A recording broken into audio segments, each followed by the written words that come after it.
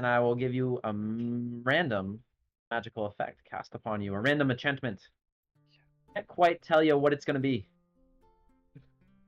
But Sam will try his best. All right, sure. All right, hand it over. I hand over 5 copper. All right, I'm so excited to use this table. Roll a D100 for me. Roll a D1000.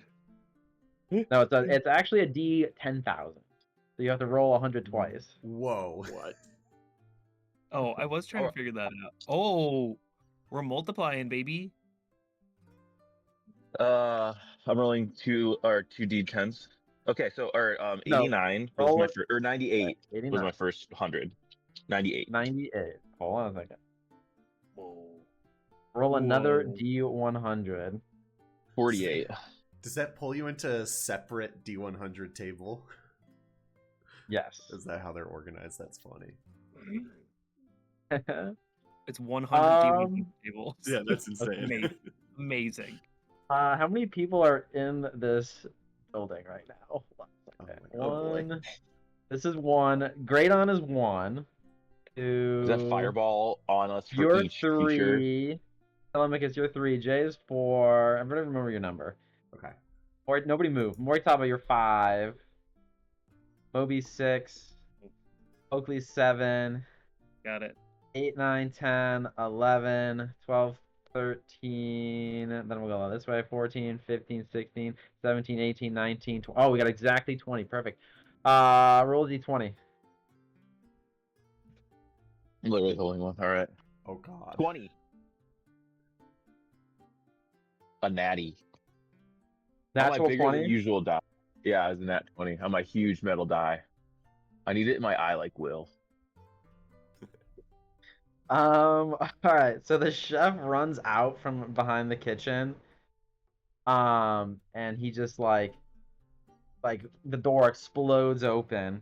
Like the whole kind of inn goes silent to look at him as he's looking at everybody with like shocked eyes, and he says, "Guys, everyone, listen. I've just realized I've been dead for centuries."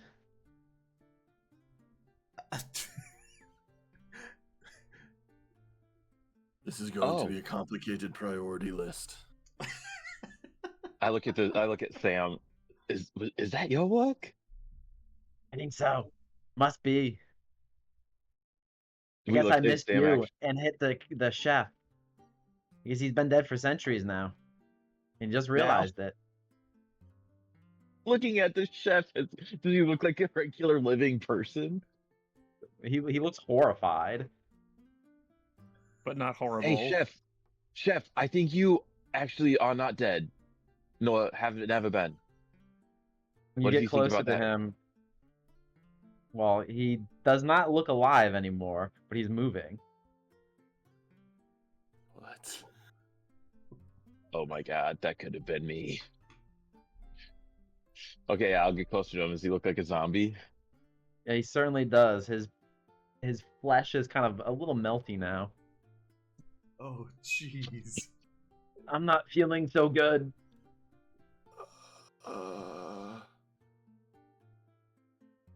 I go back to the table. Holly runs over to him. Ort, what's wrong? I think I'm gonna need to take the day off. I lean over to Coakley real quick and say, "Did you already get the meal for Micah?" Yes. Our to-go box is ready to go, and so am I. Me as well. I just gesture for, can we get out of here? Go box.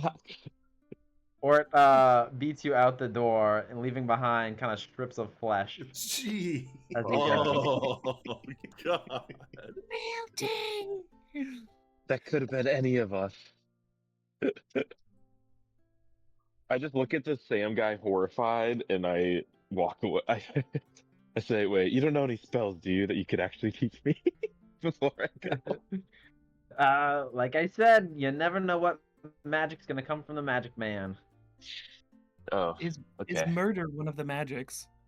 I don't think he's dead. Did you even call that? He's realized that he hasn't been alive. There's a difference there.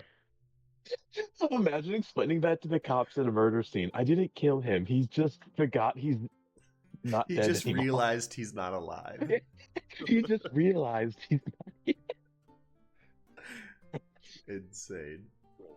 I do want to go check out the flute people, but I just checked out my NPCs. So if someone else had an NPC they want to look at or talk to, There's one person I would be interested in talking to Holly about, but I'm not really sure how to move forward in the wake of that environment. oh, I think everyone just goes vibe. about their business after a minute, right?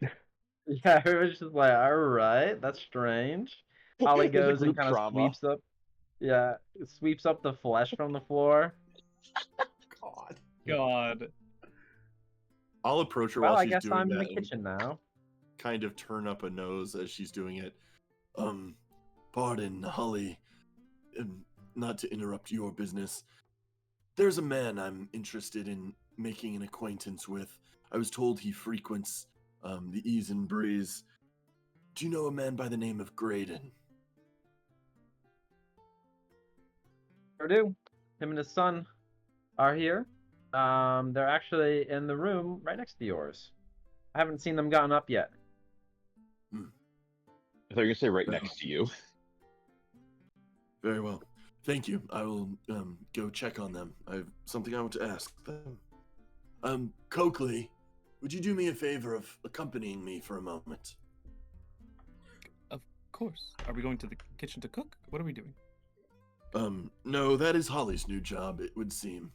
And then I'll sort of, as you sort of come by me, I'll start leading you back in the direction of our rooms, and I'll say, that young Genasi boy you spoke with yesterday, I believe his name was Rem. I was hoping you might act as a friendly face for an introduction, for I think the boy had a fondness for you in your interaction. I'm interested in speaking with his father, who apparently might know something of the springs, as well as could be a useful person to ingratiate ourselves to if we want a say in who's to participate in and even conduct the ritual tomorrow. I've heard they occupy a room next to ours. Oh, did they really? Oh, yeah. Am I to wake them up, or shall we just wait here until they come out for breakfast? I would like to go check on them. Holly says she hasn't seen them arrive in the common space yet. I just want you next to me in case that sets us off on a good foot for communication. Coakley, the child speaker, is at your service. Thank you very much.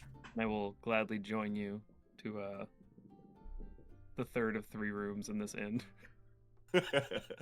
Yeah, we go to their room, and I, with Coakley next to me, Yep. I'd like to knock on the door. Knock on the door, you hear some commotion, and you see answering the door right up top here. Michael It's an older, I believe Rem was a Volt Genasi, so an older Volt Genasi who opens the door, and behind him you see a smaller young boy that you've met previously. When Rem sees Coakley standing behind Moby, his eyes go wide. Whoa! Big robo guy. He runs out to also hug your leg. Hello, Rim. I smile and I look to Grade and said, apologies for the intrusion. We wanted to check in on you both to make sure you were okay. We encountered your fair son playing in the streets yesterday, and he seemed to enjoy meeting Coakley. He is a unique individual, but I was passed information that you might be someone I would like to get to know. Sir Graydon, my name is, and I look off to my shoulder and there's no one to introduce me. My name is Moby. I hail from Pyrrhus and am here for the festival, as I'm sure many individuals are as well. Are you from out of town here for the festival, or is this a residence for you? Well met there, Moby. My name is Graydon. It seems as though you know my name before I knew yours. I am indeed here for the festival. I'm here in interest to see what will happen. Rem and I have traveled from our home in Gigas to be here. He is a very adventurous young man, this Rem, my son. He's been out and about exploring the town while I've been busy at work. I'm very concerned about this, the ritual that is about to take place. I'm here to consult with the town and make sure that it goes off smoothly. Gigas, I suppose that explains Rem's fascination with my construct companion here. As for the ritual, I similarly have concerns and was wondering if I may speak to you a bit more about what your concerns may be and relay those of my own. And I will sort of lower my voice a little bit. I'm quite interested on navigating the cultural customs of the factions seeking to conduct and participate in the ritual while believing that they have flawed philosophies, while I represent someone who has a more traditional approach to the ritual. I'm very interested in his participation tomorrow and would eagerly seize any opportunity to find how that might be possible with your help or the town's. Considers your words for a moment, and he says, well, maybe we are aligned in that goal then. And I do appreciate your strange friend here, Coakley, his help with Rem. Rem's been quite worried about this ritual. I don't want to bring it up in front of him, but there was very unpleasant, unfortunate circumstances that have befell the last time the Amber Winds were connected here in Jaland. Rem's mother was there that day. I haven't seen her since. I am very sorry for your loss. I know loss very well. Is there any evidence to suggest she merely is lost and not gone? That's the hope, and that is why I'm here today to see. And for tomorrow, what will happen? We perform this ritual. Now tell me, if you're interested in this, are you familiar with this process? Do you yourself intend to help perform the ritual? I think that is the most important decision that must be made. Who shall actually perform the effervescence? Who will ritualistically bind their winnow to the internal air of Orin? I had not had a mind to participate myself unless the individual I represent requests my assistance in such. I have not thought to ask him whether my direct participation would be required. However, although I am very defensive over my ally I speak of, I fear that risks must be taken. And if I can get to know you a little bit better and your values and interests, I might be interested in making an introduction, perhaps tonight.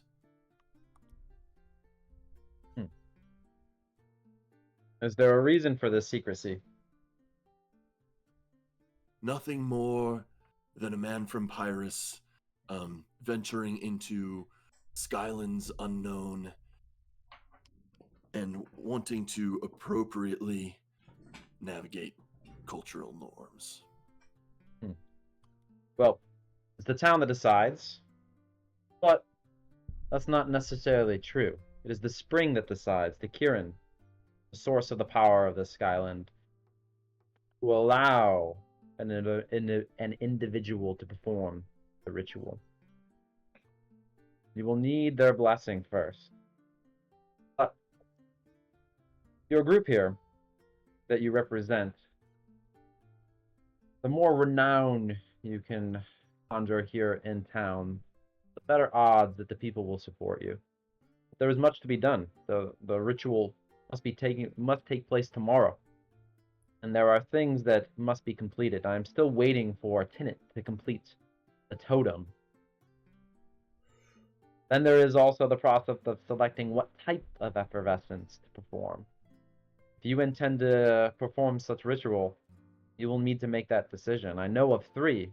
There are many others, but you and your companion should think about what form of effervescence would you like to perform.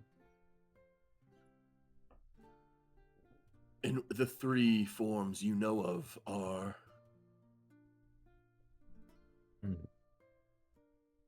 Well, as you know, effervescence is a ritualistic process where the performer binds their winnow to the internal air of that of a much larger source, or an air. And there are 3 important parts to a ritual: somatic, a ritualistic dance that involves hand gestures, precise breathing. There's the verbal, a ritualistic chant that involves holy incantations and music. The material, ritualistic objects and items of power and meaning. For example, the totem that I need Tinnet to complete. The ritual must take place inside the Skyland Spring, and with permission of the Kirin, of course, and all those in attendance. The more individuals involved with a ritual, typically the stronger the effervescence is, but also the more that could go wrong. I can teach you the 3 forms of effervescence, but we probably only have time to select one of them with such short time. Each one carries its own meaning, intention, and outcome. There are other forms, but you will have to seek someone else out with more knowledge than myself to learn more.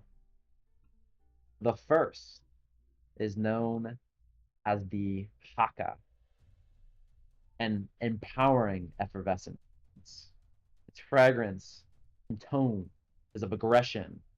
It is typically performed by a singular individual looking to enhance their power and might, binding the will of the winds to their own magical source of power. Then the second is the Umbra, the healing effervescence. Its fragrance and tone is somber, one used in dire times to restore and recover what has been lost. It is an effervescence of healing where one bonds their will to restore the land. And finally, the ritualistic of the sortilegious, the binding of the effervescence. Fragrance and tone is mysterious and ominous, typically performed when one must bind the winds to their own will, harnessing chaos and tempestuous the servitude. The form typically not used too frequently, for it can go wrong.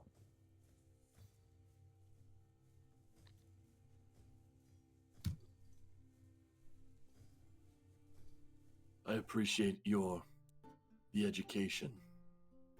I knew of different forms, but not the specific connotations.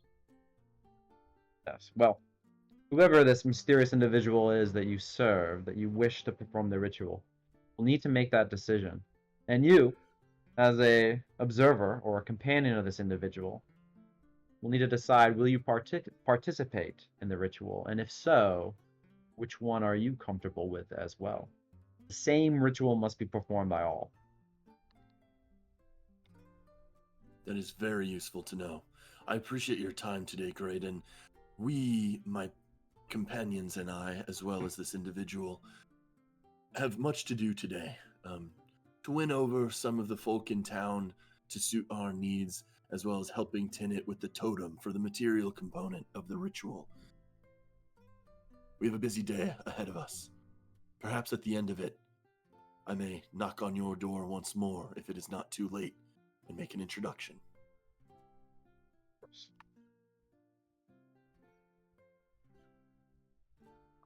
Very well. That was in the chat.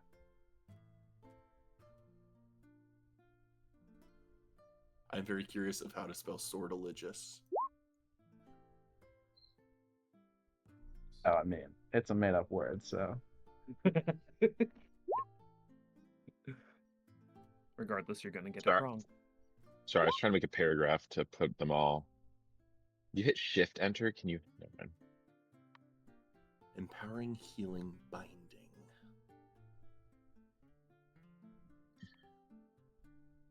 I kind of missed the tone of the second one because I was trying to log in my computer. It's very. To me, it felt almost balance-esque of it's healing, but Umbra is obviously associated with shadow, so like a dire recovery and somber recovery of what is lost.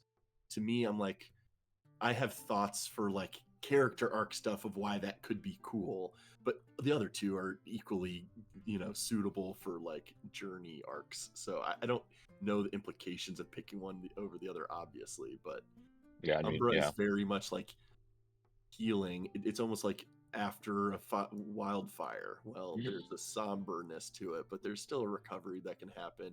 But I like the shadow affectation there too, in the which is otherwise probably scary to people who are used to sunlight constantly. So interesting.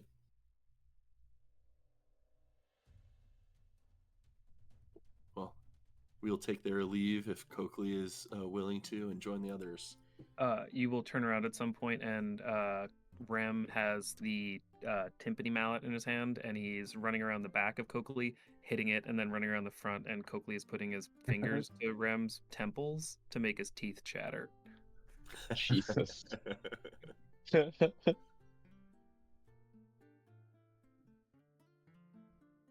And then I will Back, depart with Moby. back downstairs, I talked to an NPC. MK, did you see one you wanted to talk to? Not necessarily. I think Moritaba is just on J duty. However, Moritaba, as you're hanging out with Jay, Shim is going to run up to you and hand you a piece of paper. Oh, what do you have there, young Shim? He hands it over, and you take a look at it. And it's a drawing that Shim made.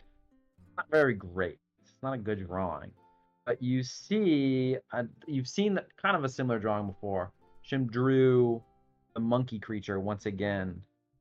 This time, with two heads sticking out of its back, and it kind of like a little kid drawing, right? Here's the land on the bottom, sky up top. There's a little tree in the background, and you see a character opposed to this monkey. Monkey's kind of bearing down on a kind of a stick figure man holding up what looks to be a staff to defend himself from the monkey creature. The hero of ages. Someone wielding a staff. I'll take a look at that. Were any of us wielding a staff? I have a scepter, Yeah. which is not a full-length quarter staff, but Doesn't someone have a spear that they were throwing? I have a spear. Who's this figure here who is using the staff?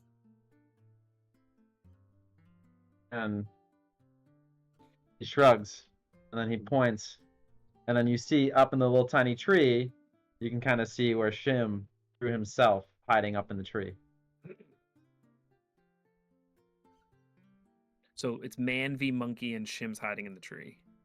Mm-hmm. It's man. Is this something he saw in the past? True monkey. yeah, is this something he saw? Did so- someone oppose this thing or bind it to their will? Did someone like curse a monkey creature and cause its creation? Curse Or is that it monkey. or is it more like, no, some hero with the staff can defend against the curses? I love this.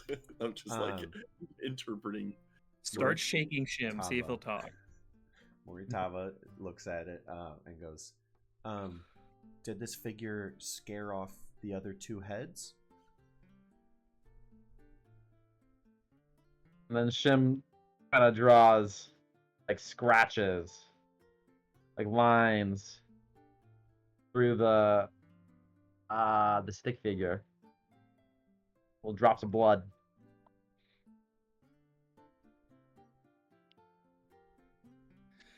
Did you see which way this person ran after they were hurt?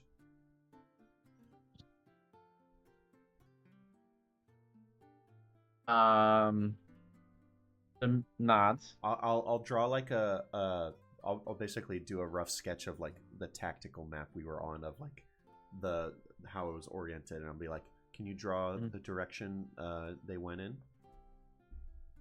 He points upriver, the opposite direction of the quarry. Which theoretically would lead towards kind of the direction of the spring, would I think? Yes. He pointed that direction too, like when we were first leaving the little tree island. Yeah. That's when he had said like monkeys.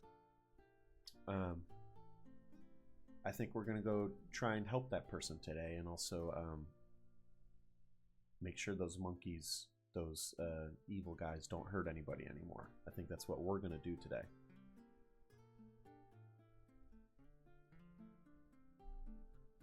Well, I appreciate you telling me this. This is very useful tactical information.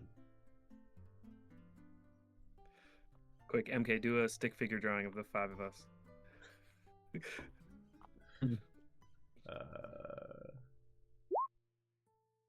First, we are to. That's pretty shit. It's not much better than his drawings. You hand it to Coakley, and Coakley says, "Oh, Shim passed along a drawing." Shim, this is incredible for your age.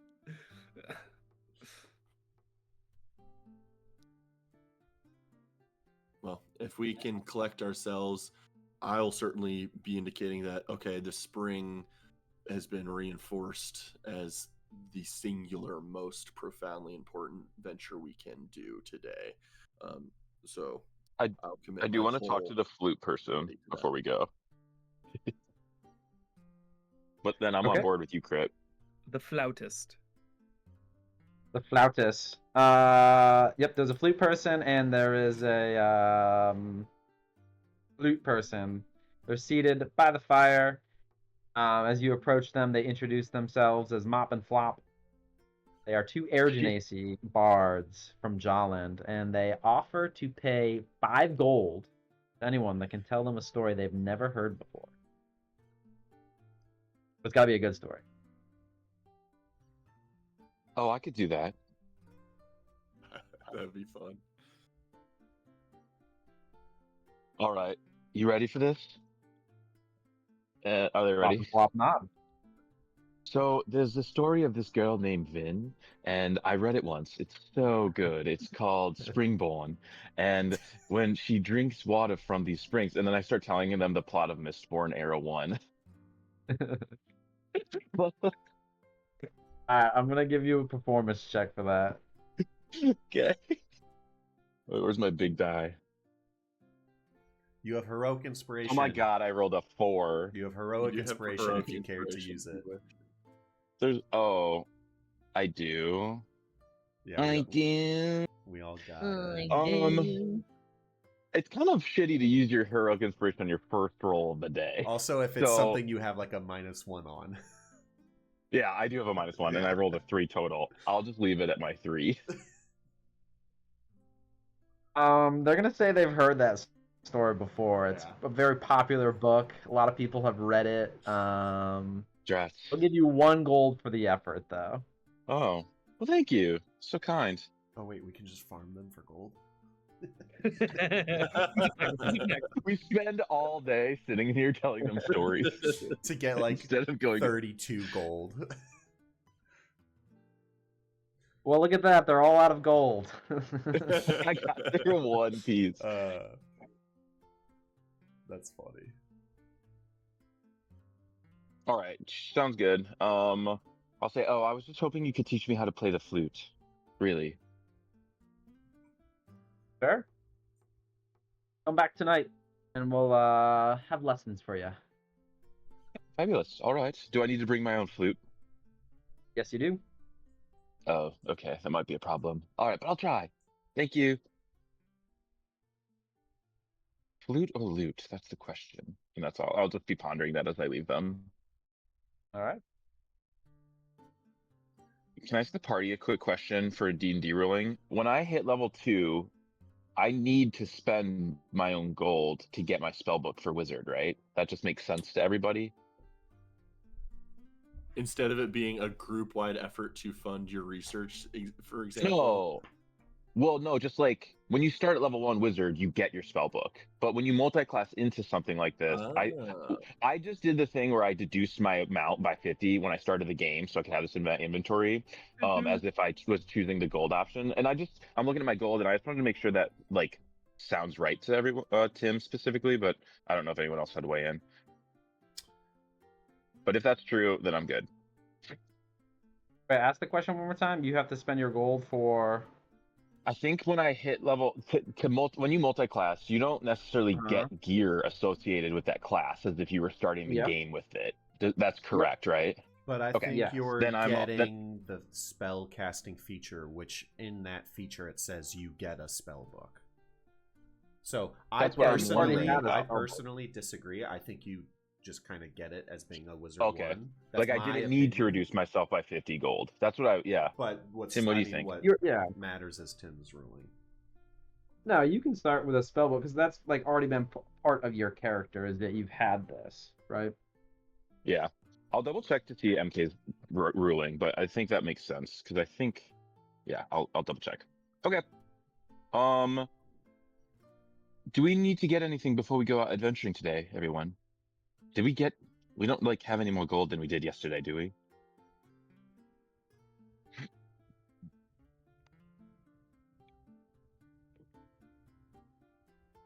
Are we on lunch delivery duty then? Yes, lunch delivery, I suppose. It rolls his eyes.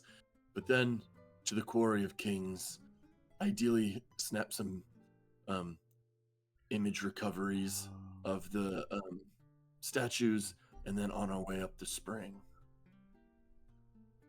Trying to determine the most efficient way to gather those image recoveries while navigating a potentially hostile wild animal creature is going to be interesting. I don't want to waste too much of our daily energy on it, but it is important. That is my inclination is to then start with focusing on heading towards the spring and dealing with these curses, because that has the chance to make the dandelion friendly to us and not have it be an ordeal to go down into the quarry. Ah, yes. You have been learning well, Moritaba. We shall do exactly that.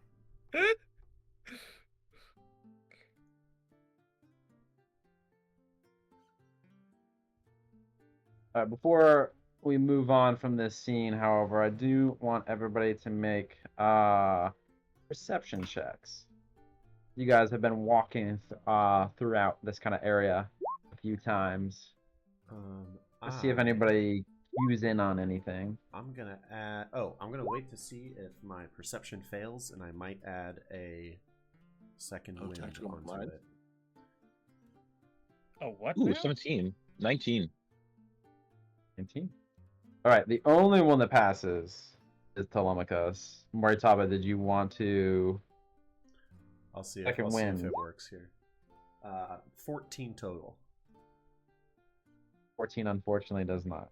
That means I don't spend. But wait, if that fails, then you Yeah, don't expend it. That's yeah, so so you sweet. haven't expended it. That is really cool. Yeah. Oh wow, that's nice. Yeah. Okay. Telemachus, as you are walking through this area, you do kind of overhear part of a conversation, a word that kind of flashes in your mind as you walk past this group of individuals right here. You hear them like they're kind of being a little awkward. They're like obviously when people are nearby, they're hushing their conversation, but as you pass, you do hear them mention curses. It's a word that kind of sticks out in your mind. What do they look like? These three individuals right here. Yeah. And they're also kind of communicating with the bartender. Bartender seems to be in on this conversation that's taking place. There are all different types of genasi. One is a Volt genasi, the female down at the bottom. The one in the middle is a Steam genasi. The one on the end to the left there is an air genasi, and the man behind the bar is an ash genasi. As I walk by, I want to slide all over, real suave like, and be like, "Hey, fellow hero here, I have a question. Do you know how to break curses?" They like Amazing. look at you shocked. Curses? What do you? Yeah, That's I have a blasphemy. feeling I'm What do gonna you need mean to break curses? some. I just have a feeling I'm gonna need to break some. Isn't this a land of curses? And you see the one nearest you look at the others and say, "Well, obviously we can't be the only one Band thinking of it. caution. Dandelions running rampant, travelers being attacked and killed on the roads. These mysterious ailments. Look at poor Shim there. Like this fellow said, it's a curse, I tell you. I have the right mind to leave Selkirk for the ritual before things get worse. There's no breaking this curse. I think we'll all be cursed soon." Have you known curses before this one? Oh, I know a thing or two about curses. Curses are pure evil, embodiments of chaos winds, condensed and drawn into Jaland from the void of Orin. The carrion king of curses himself. There's only one goal that they have, and it's bringing death and destruction, returning all of our winnows to chaos. They say it's time for us to leave, he says to the three down the line.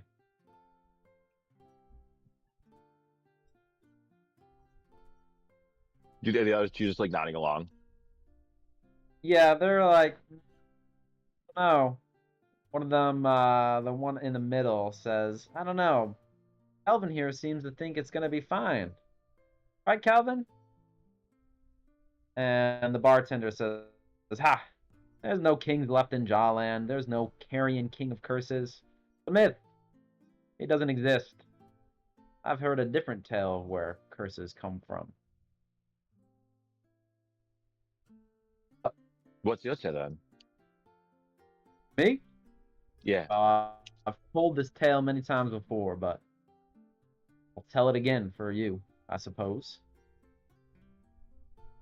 Long ago, when the first Jinn came to discover Jaland, the only thing that existed in this galaxy was the Reliquar, the soul of Jaland. And then the guy on the left, the one that was complaining about curses, the Air Genasi, speaks up. And Skylands and the Kieran were here too. The Jinn found them as well. And then back to the That's right, my bartender. brethren were here. Calvin says angrily, "Who's telling the story here? The version the Hayawaka tell, only the soul existed, and each Jinn King created their own kingdoms and skylands, and then the Kieran came from the void to Aran, bringing their magic to each of the springs and each of the skylands. Blessed with the gift of creation, Ja Adras was named King of Kings and claimed the Reliquar for his own. And Titarian, the King of Mortis, the progenitor of my own people, the Ashkenazi, attempted to steal the Reliquar, and thus started the Jinn Wars. You can see it on the banners throughout the bar here. A tale for a different day. But in short, Adras was victorious. He vanquished Tarion, reclaimed the Reliquar, unleashed Hurricanus and the winds of chaos to shatter Mortis, Tarion's kingdom, creating the spine in the process. This act of retribution and destruction opened Jaland up to the chaos winds, causing curses to enter and plague our land. In my opinion, it was Ja Adras's fault that we have curses." The others kind of All right. look at So him summary. horrified at such a claim.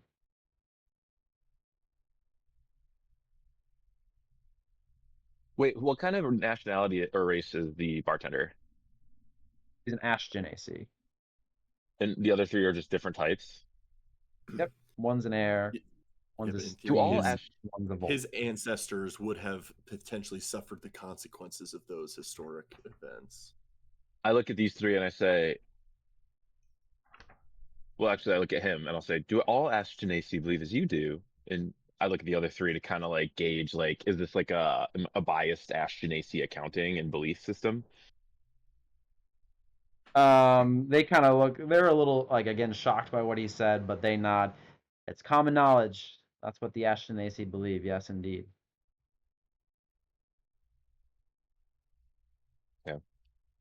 Well, here's my question then, you fool. If I, as a hero, want to break this curse in bold letters, who in town might be knowledgeable on that? Is there anyone in the esoteric arts who has fiddled with curses before, maybe successfully or unsuccessfully? The man I know to have slain a curse is Tenet, the hunter. You can speak with him. You Interesting. may know All more. right. I do need But to I've heard visit he's him at some retired point. these days. Hmm. So little use he might be, unless you can pry him from his art. He's working on some project for the ritual. And you better hurry up with it. If that's not done by tomorrow. Could be delay the ritual, and well, ritual cannot be delayed, it must be performed. Without his totem though, could be ill And news. If he doesn't get it done by this evening, I'll tell you what, I'll be leaving town immediately. all right, you have been very helpful. Thank you. And I'll go to the crew and I'll kind of update them on what I heard. And I'll say, so specifically, we need to get to see the statues to show Tenet, correct? Or am I conflating things? We do. We do indeed. Okay. So we need to go hit the spring and the quarry, right? Am I correct that those are at opposite ends on other sides of the city? We could go toward the quarry, which is like right next to that tree, and then just head directly upward to the spring. So it's not horribly out of the That way. way. But That Tenet way. is a pretty Quarry is other on direction. the way. Yeah. Yes. Spring Tenet is the opposite theoretically direction. leads into the quarry through that river. Kind of like up a little bit over to get to the quarry, and then spring is much farther. As we start to leave and leave that conversation behind us, I'll just mention to you all, it's almost like an old man saying, back in my day, we used to believe this thing, but that's kind of the vibe. But it's, I once learned with a friend, and my eyes sort of dart over to Jay, that the word curse came from the language of powerful creatures.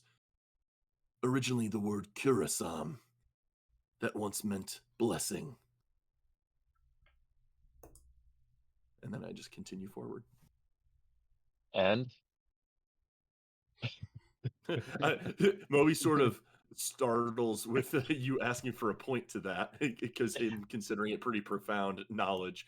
And he says, I suppose if you must attribute a point to it, perhaps I like power point. misunderstood is power feared. I like it. Moby, I have another entry for your weird mystical sayings book that you are making. I am writing it down.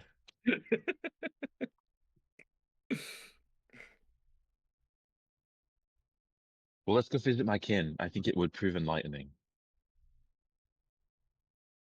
And that is something to consider. Fair point. Yes, after we deliver a meal to a hermit on a mountaintop. Which I would say very sarcastically and begrudgingly. You'd find it hard to believe this guy wants to ingratiate himself with the townsfolk.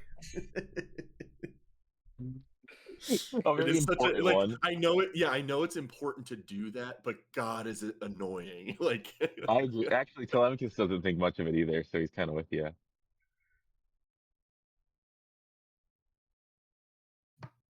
All right, so we're leaving. Piker. Yep, to Piker. Leaving the breeze and ease. Back to the village map.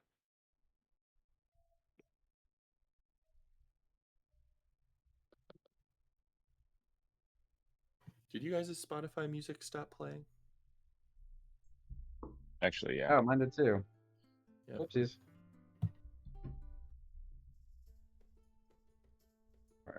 Back to town. Music. All right. Head into Tiger. Yeah.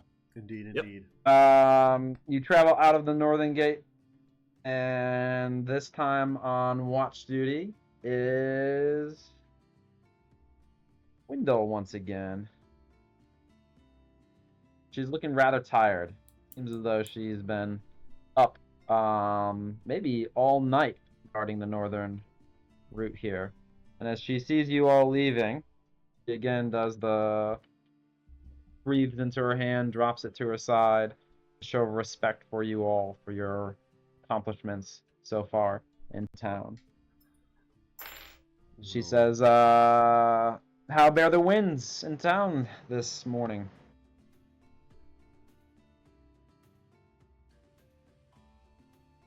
A gesture for Moritaba to lead the way. Seems that there is, if nothing else, what I imagine you've certainly been experiencing, but a continued eagerness, anxiousness towards what will be accomplished tomorrow. It draws ever closer. Yes, the ritual. Final preparations are being completed. Still decisions to be made. Who will perform the ritual? And that darn totem. And it better get it done quick. He told me that you were completing something for him. Did you happen to get to that yet? That is the focus of our journey north today. He is interested in a muse, and we are on our way to go acquire that for him. Excellent. Any other reason on the road north this morning? I'm concerned for the travelers heading this way. You remember your old friend? He stopped by right before you, Jan. He never returned last night. He's probably the one Headed on north staff who got prior messed to you up. all. I haven't seen him since. I fear be the fourth victim of this dandelion. What we remember of him, was he walking with like a walking staff? He sure It was. was indeed. Yeah. He sure Oh. was. Oh, I'm so sus of this guy. Is he like a good guy that we don't know is a good guy, or is he fucking sus? No, I I think love he's him. like potentially dead on the side of the road from these monkeys. That's yeah. potential, but there's something with the way we interacted with him early that, like, I got the sense that king in pauper's robes type vibe of, like, he seems knowledgeable in a weird way that, like, I'm suspecting more than commoner. I could be off base on that for sure, but Moby's definitely keying in on, oh, that guy. Oh, any other business I should know of? It is my job to be informed. Did we tell him Oh. we're visiting Piker? We can mention that as well. We are making a brief pit stop at one Miss Piker's house. Also assisting in our task for Tinnet. Piker. I do need to speak to her. What is your business with Piker this morning? Delivery, and I'll hold up just like a box of food. Repayment of a favor. Here, give that to me. I'll take it to her and say it was from you. Very well. Very, very well. Very well.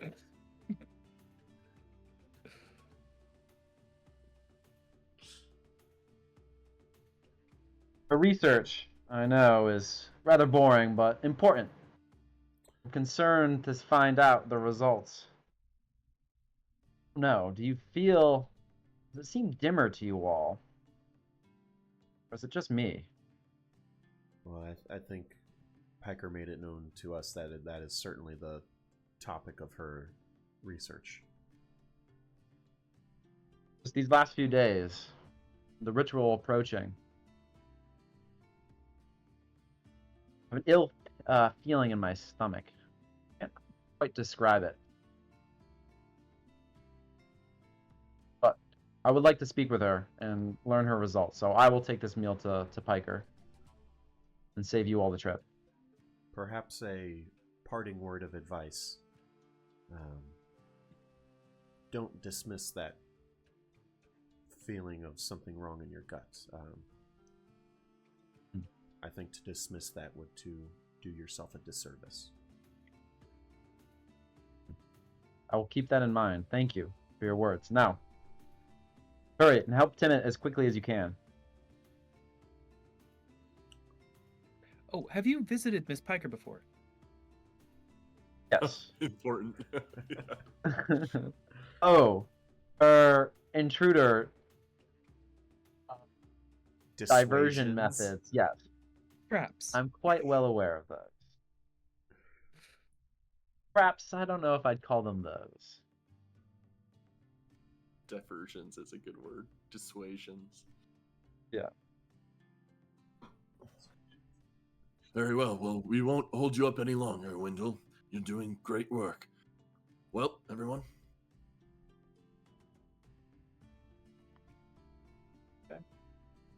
So Wendell heads departs on the fork in the road, heading west towards Piker's house, while you all travel north. Travel, travel, North we travel. go. Can I look at the sky and try and get a sense of, have I noticed it being dimmer over the last days, weeks I've existed here? Or is that too short of a sample size to have notably noticed it? You can certainly make a insight check. Not terrible. Oh, I'm pretty damn neutral at this. 12. Hard to tell.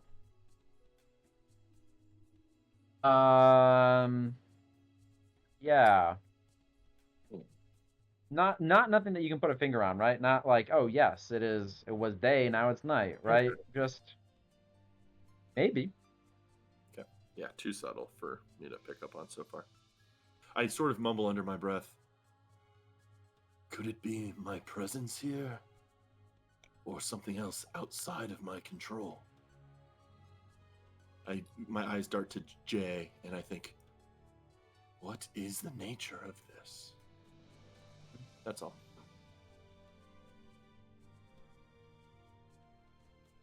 All right. You guys travel through the northern woods. Which way are we heading? Further north from the tree in the direction of the spring. Northeast, I think it was. Or whatever it was, yeah. Okay. As you guys travel to the north, you do get to the area where we kind of met the tree that you guys were able to defeat. As you approach it, you do notice this kind of it's just kind of exactly how you left it. The blood has dried over the night and it sits there kind of rotting.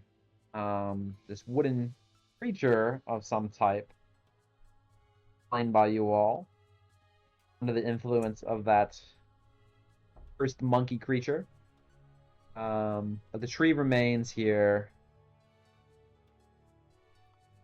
So this was the tree Shim was in his little drawing, right? Yes. And while Yes, he Jan was passed along hiding, this very road. he saw Jan pass through and get apprehended Monkeyed. by the curse, which Yep. Shim drew it with two heads emerging from its back, which is not what we encountered. Agreed. We may not have provoked it to utilizing the entirety of its capabilities. Also, if Jan was able to be wounded by the curse and still make his way out of here successfully. I don't think we should be dismissive of that man's capabilities. Anyway, we are nearing the quarry. Should we come up with a strategy for how to best capture images of the totems we can, or the statues? Yes, because some of them were incredibly tall. Yeah. You can see them kind of from once you get to the lip kind of where you were, where you fought the dandelion, you can see them quite clearly as they are, some of them, hundreds of feet tall.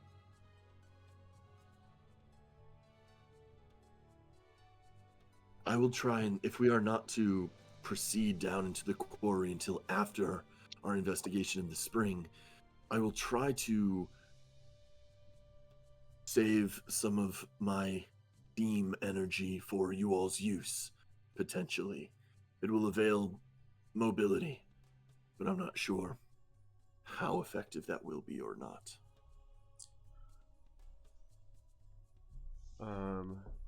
Now that we are closer to where I think we are going to run into some trouble, I will do a series of hand gestures and motions in order to channel the wind and breathe it in and give myself a breath of a life. A 9 times. Hell yeah. Is it always 9, or are you just killing it on the rolls? 2d4 plus 4. Okay. I think I'm just rolling well. Moby, Jay is gonna subtly come up behind you and kind of give you a tug on the arm. Not say anything, but point in the direction of the statues. Jay, are you suspecting that you might be willing to capture their images? He shakes his head. Are you suggesting we should Points to your eyes and points down toward the quarry, indicating he wants to show you something. Very well. I will follow his gaze and approach a ledge if we can without hopefully disturbing the area so to alarm a dandelion. Yep. So I'm going to quickly bring you to the larger screen, kind of where you guys all were last time. You can approach the edge of it and peer down below. The dandelion is currently not visible. However, you are able to peer down into the quarry. Not at a good distance to get a good, potentially, I don't know. I guess you guys don't know how close you need to be to get a good picture of the... Picture obscura thing? With the picture obscura, yeah, but you are able to kind of see each of the very large or larger statues for sure. And as before, there are 13 of them. Sure, I have that number correct. 1, 2, 3, 4, 5.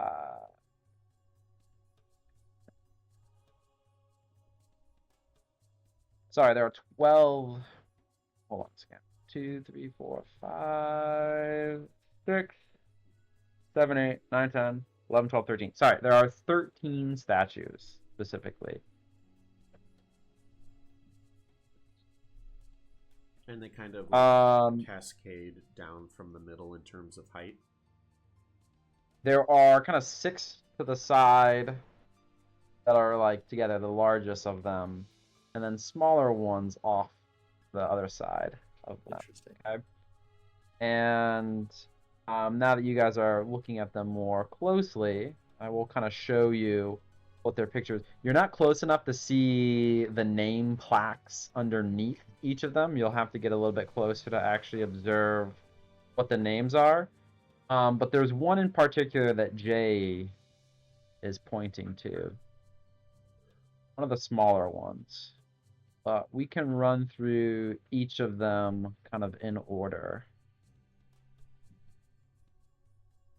One of the statues is the largest by far. And I'm gonna bring you guys to a different screen to kind of show you the vibe of like if you were down at the base of the quarry. Hell yeah. I like this picture. Love that pick. Hold on. If something's on the GM layer, you guys won't be able to see it, right? If I enlarge it. Is I that think correct? if you can Shift Z it, it will show up to us even if it's on GM layer. I think. Oh, Yep, sick. that showed up. Yeah. Okay. The largest of the statues, 150 feet tall. It's a great djinn on a throne, a giant orb behind him, a great regal crown on top of his head. This is the only one probably that you guys don't need the nameplate for to understand who it is. Daddy Adras. Adros, Dad. yes. Big Daddy. He's beside him, on either side of him, are the slightly smaller statues. There's about 5 of them. Can't tell the names of them, but one looks like this. Dang. Ooh. Got some artwork to share. A second looks like this. Whoa. I like her. A third looks like this. Whoa. A fourth like this. And then a fifth and final statue looks Jeez. like this. Whoa. This one, however, the face is completely blank, like, and it looks like long ago it was destroyed, like the face of this one. But it's weathered, it's old, so the destruction of this one's face took place long, long ago.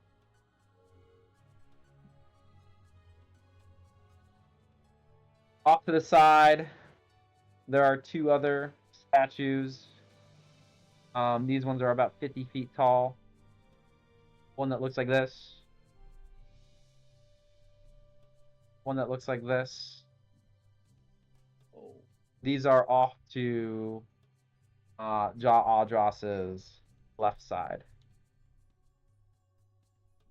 Then you see another statue that's been disfigured. It looks like this, but the face is gone. And one next to it that looks like this. Holy shit. Holy shit. Is that I him? know that Then guy. beside those 2, 3 more. Oh, these have got to be the cousins, Gen 2, Jerobi, and Jeb. And the final one is one that Jay is pointing to. It's fucking Jan, man. Wow. Yeah, man. This dude from the beginning. It's him, isn't it? Jan. He's of significant importance to this world. Is he a king of the ancient past still walking? Or something else? Jay. Do we need to fear him? Or is he an ally? Jay ponders for a moment and shrugs. The one I did forget to mention, the one in the middle, this one, also had its face. There were 3 that had their face disfigured. Right. Jadra Carr in his reign This one? may have had. Oh, yeah, well, I knew that one. This one Actually, yeah, this is weird. and this one. Okay. Okay. I don't think I have enough info. Very cool. This is a very You fun gave and us memorable some sizes. Adras being like 150. Then there's Uh-huh. a group of 5. Are they like 100-foot ish? 100 foot, yep. And then there was 2 at 50 feet. Yep. And then does it? And there was a then group of 2 and a group 5 of 3. at 25. Oh, Yeah, all but 5 there's of 5 those. all the same height, or about 25 feet, but they're kind of separated. Right. Yeah. The 3 are closer to this one. And then the 2 are right beside this one.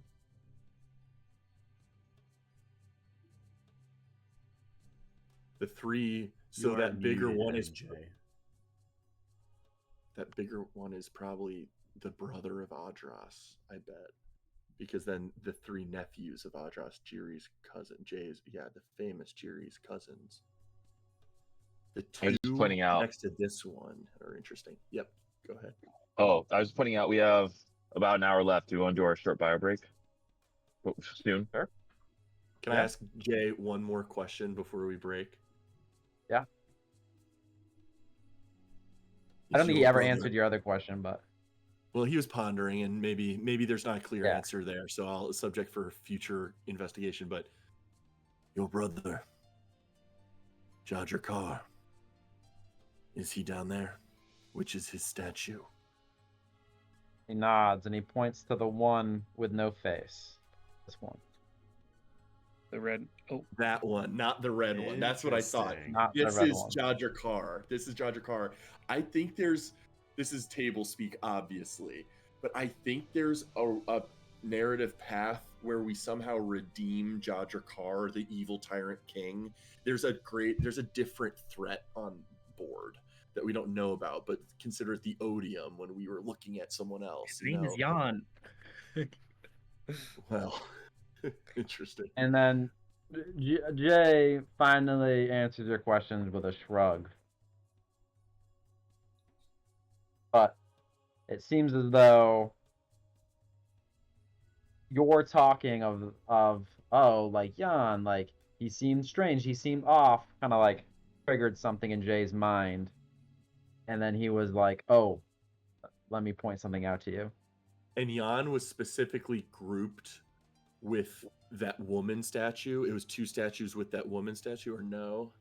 No. Jan was Ricard? 3 cousins. Here, I'm gonna do it in order.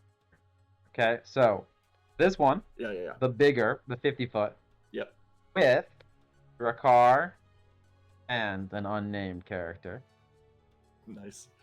You'd have to get down into the quarry to get their Okay. nameplate. So that's probably Adras's wife, maybe, who was absorbed into him when he became king. I kind of forget the lore that Jiri told us, but Yeah. Then there's this guy who's another This big guy. 50-footer. Big 50-footer with these 3. One. Oh. That One of makes a them lot was the sense. sword saint.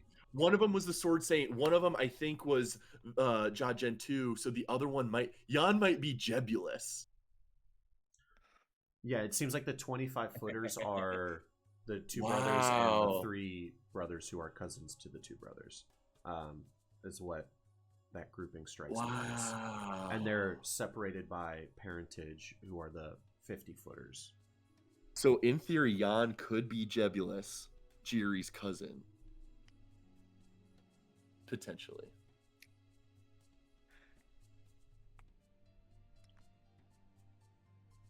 Interesting. You can ponder that while we have a quick bio break.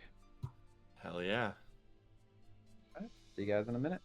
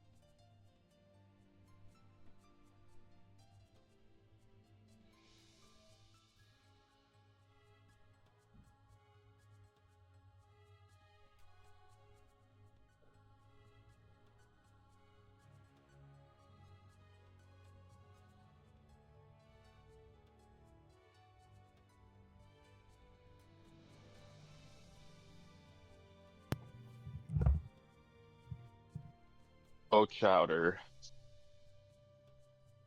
No, just critters. He's stuffing his gullet. I was snacking. Oh, snacking, he calls it. So no BG3 today. Yeah, probably Interesting. not. Well, Be good yeah, to give one of my thanks other for that. games a breath of air. But I definitely want to get more stuff on the books this week. It's been awesome how much of on a roll we've been. I know, I'm enjoying that class more than like my Melian, like upper level playthrough, which is a little bit of a puzzle for me because it's like I want to keep moving in that, but I don't know. It's just so hard picking up a late level game with characters you haven't touched in a long time.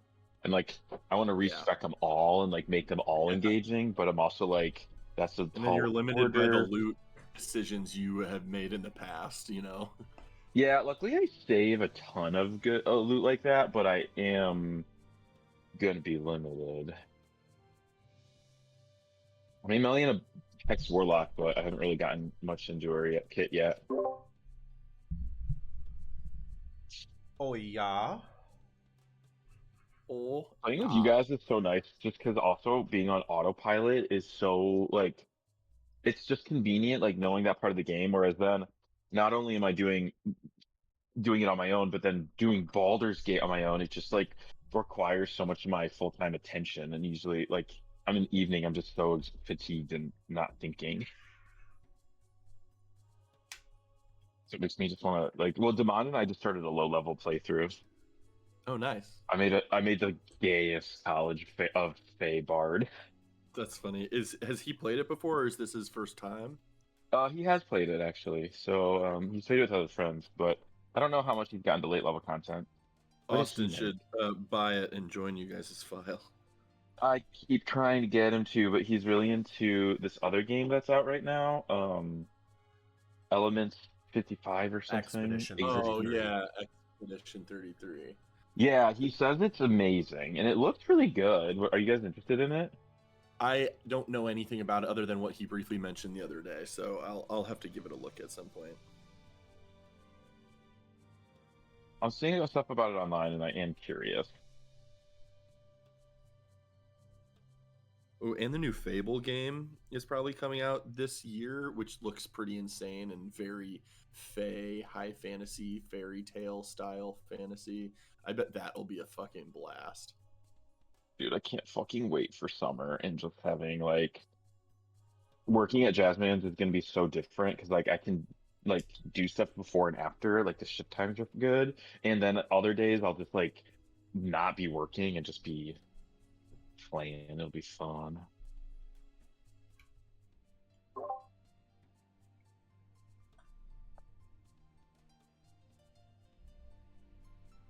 Also, I can't tell if I'm off base on one of the things I was mentioning here with this statue of Jan and stuff. Yeah, I think it's very clearly not Jerobi. Jerobi was the warrior Yeah. training with the Sword Saints. I think his statue is pretty clear, but I don't know that it's hyper clear to me.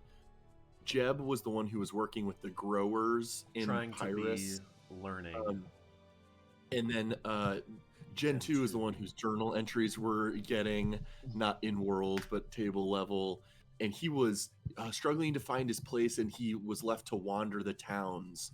So I'm like, oh, it makes a lot of sense. This is the wandering Gen 2. But Yeah, what's interesting is that the statue is so like mellow, just like the Yeah. others are them in their grandeur, and this one is him as a traveler. So that's a good argument. Yeah, I think it could be Gen 2 and connects us maybe with the snippet excerpts we've been getting per session. Ooh. That's shit. And I Ben, obviously is there don't any want to, leftover? You're good. Keep talking. I was just gonna say I didn't want to sort of obnoxiously. Okay, Jay. So that guy is that this person and this person, and he knows that person. Like I don't want to like. We could probably slow down the world and get more information from head nods and head shakes, but I think that's not as interesting as okay. We got some of the important contextual bits. We'll have to figure out the rest for ourselves when we encounter You Jan. guys can get down in the quarry to find out the names Oh, that's beneath each true. one. Yeah, yeah. Yeah, we want to.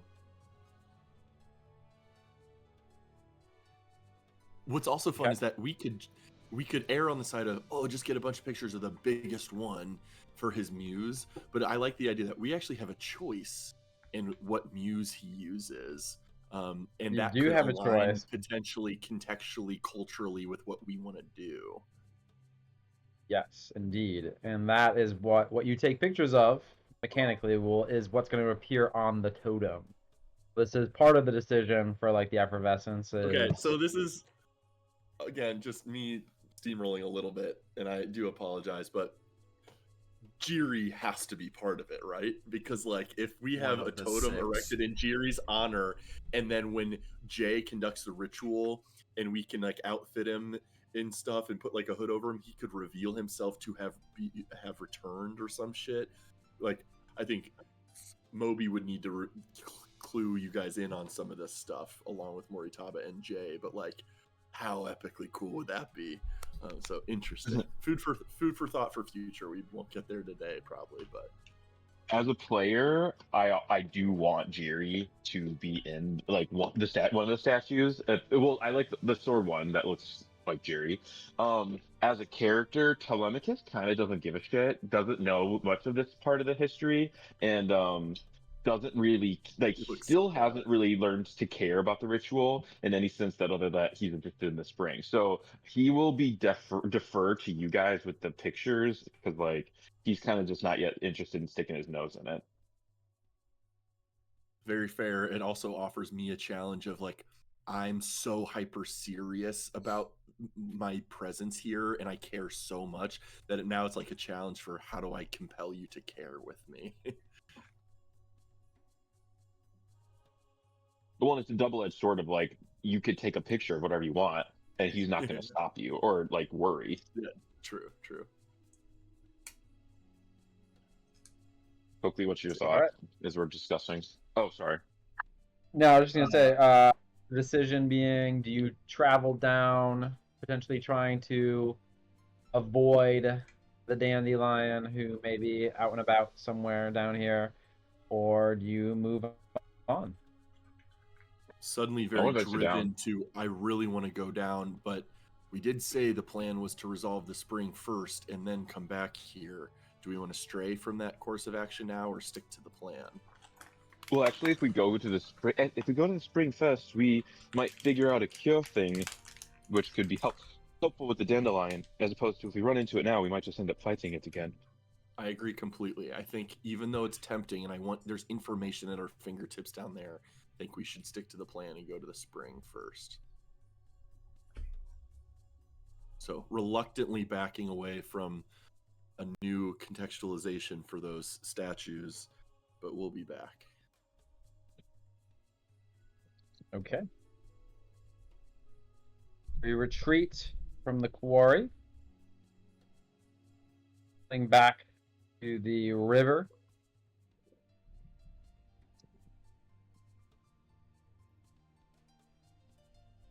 Well, Telemachus, should we defer to your guidance on where to head to reach the spring, other than just merely walking against the flow of the stream? Oh, I just thought it was north and was kind of following you guys. I haven't been to the spring before. Also, technically, more importantly, is ridding the curses. So if we want to set up that lantern to try and track them, I don't know if that'll work or not.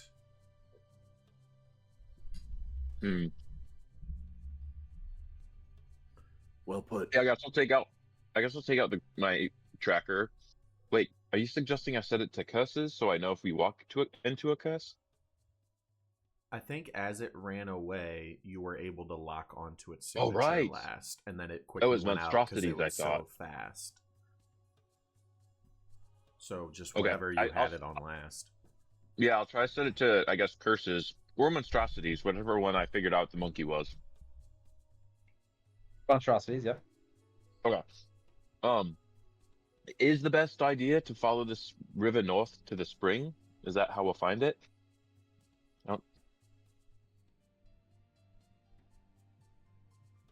Okay, That is as good a so start as any. yeah, just to kind of cue you in, you kind of have a decision which way to go. This way is the path that has been said to lead to the spring. However, this river is the direction that Something is feeding into the quarry. yes, that and potentially this is the source of this river is the spring itself. So river path or traversed land path.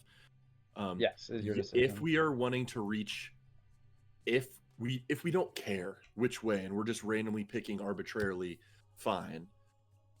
Which way did Shim suggest that the man went?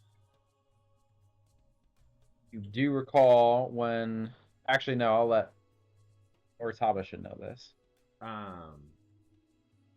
Yes, because I drew basically this map that we're on. I drew it.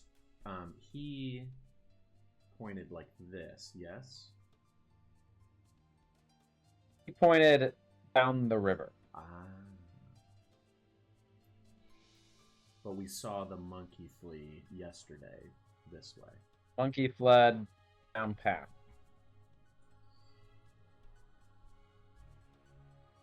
Then let's just go the river After- route.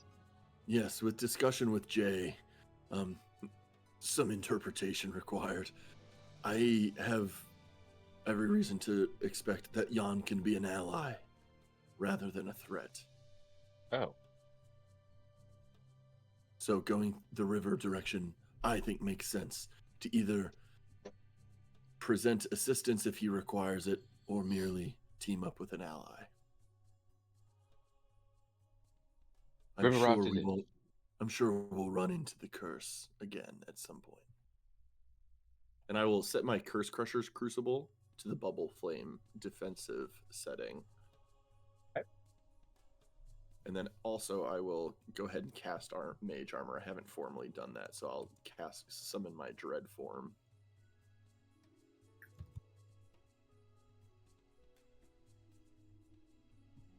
And I take it that we are traveling down the stream. Yeah, I guess I'm interested are. in trying to see if I can pick up any traces of like dried blood, footprints. You know, if Shim saw this should have been within the past day or two. Make a survival check. Definitely ready to use a tactical mind. I mean, I'll do it anyway. I don't think it's gonna do much. 5. Yeah, you know, if Jan came this way, you know, the river does a lot to kind of wipe away traces of someone traveling. So Right. no blood found, no footprints found, nothing of that sort in the immediate area.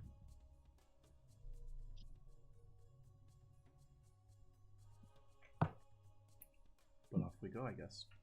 We start walking right, yeah. All right. Do we have marching order, and do we have a decision on are we trying to go through the stream stealthily? Are we walking straight in the stream itself? Or are we walking on the river bank? Gotta Ooh, I don't wanna imagine get at in the least water. river. Yeah, at least the river bank, not wading through the river. Stealthily, though, I'm probably not desperate to crouch and slowly walk. Like, I think Moby is extra driven now by new information, so I think I'm even uncharacteristically wanting to lead the party. Whether or not I do is maybe you guys' choice, but Yeah, also, I'm not gonna I stop think you. we have enough things to do today that we don't have the luxury of time to go stealthily. agreed. Okay. Hustling then. Who's in the lead? I'll say I'm in the lead, and Mortaba, I'll request that you stick by next to Jay, wherever that is. I'll follow up, Telemachus. and I want to throw guidance on myself for perception before we start searching around, and I just want to be on the lookout as we walk. You have your lantern out, leading the way with Moby. Keep an eye out. Rolling perception. Go ahead, roll perception for me, please. Can do that. And then Moby, I have you make a survival check as well. 14 on perception. 11.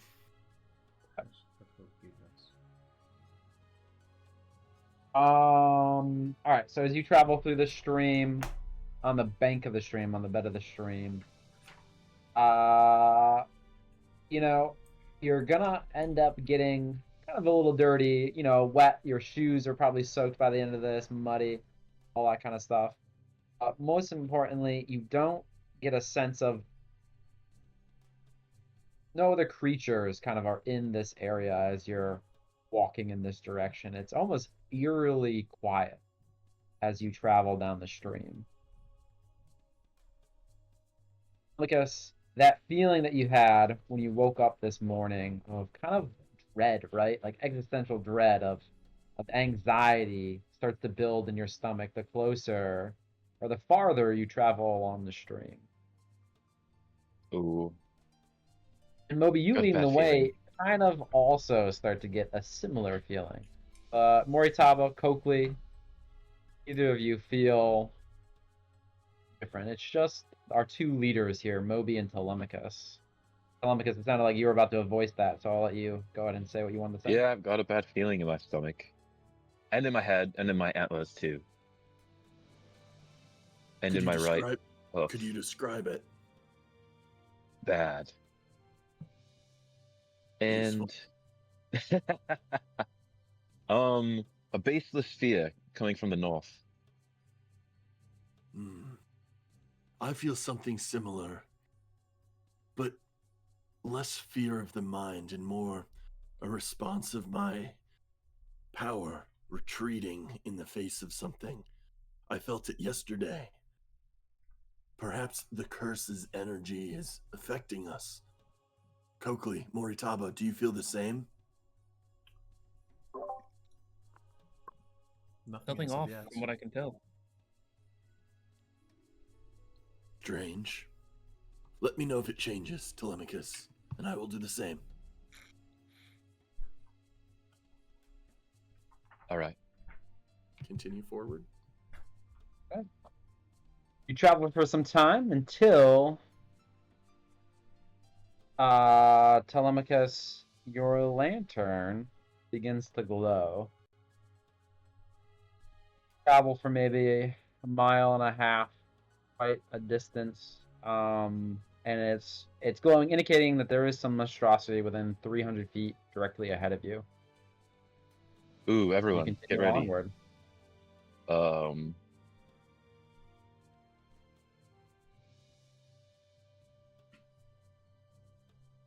Okay, and as you continue forward, oh, go ahead. Do we want to start stealthing now, actually, in Oil Crew, if we know that we're nearby it?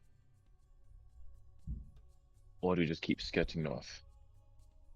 Very well, if there are no signs of yawns passing at this time, I suppose preparing ourselves for some sort of conflict is the paramount priority. So yes, let's take a more careful approach.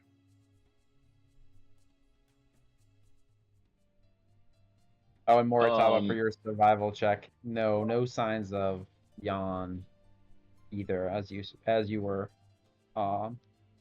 traveling.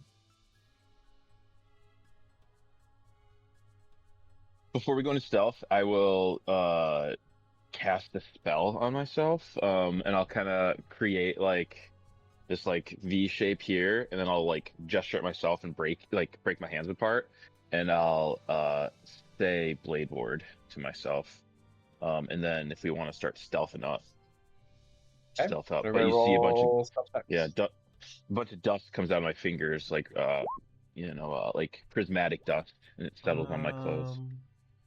Ooh, cool. I can expend to reroll And any Jay? die. I'm gonna roll another d20. Ooh.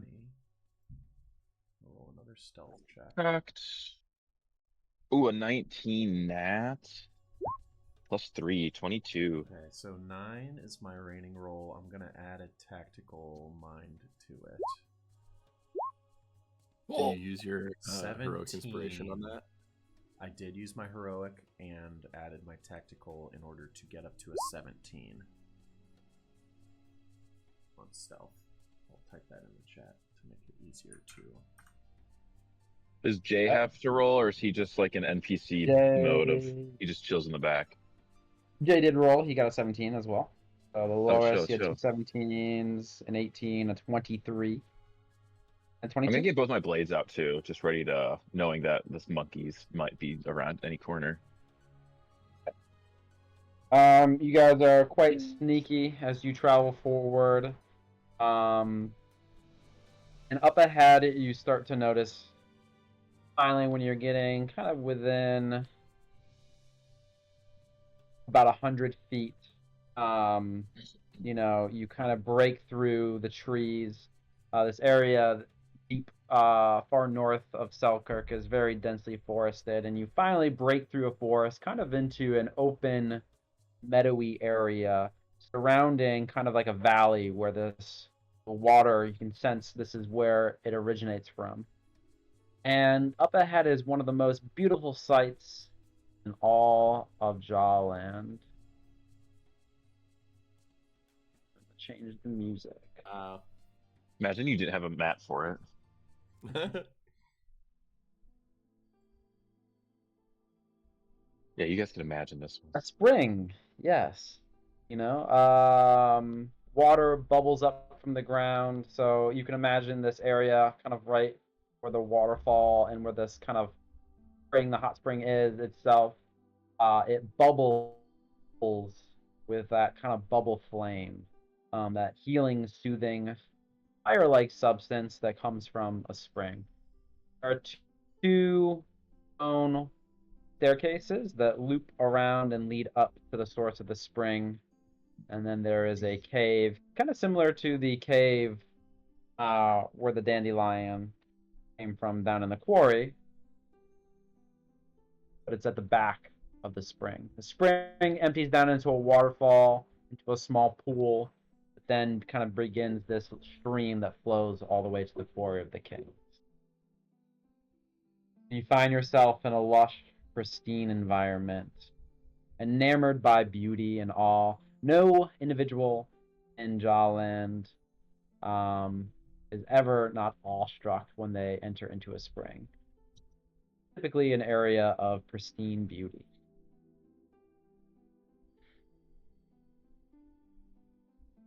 Would you say I've been to a spring before, or it might just be my first spring I've been to off my moon?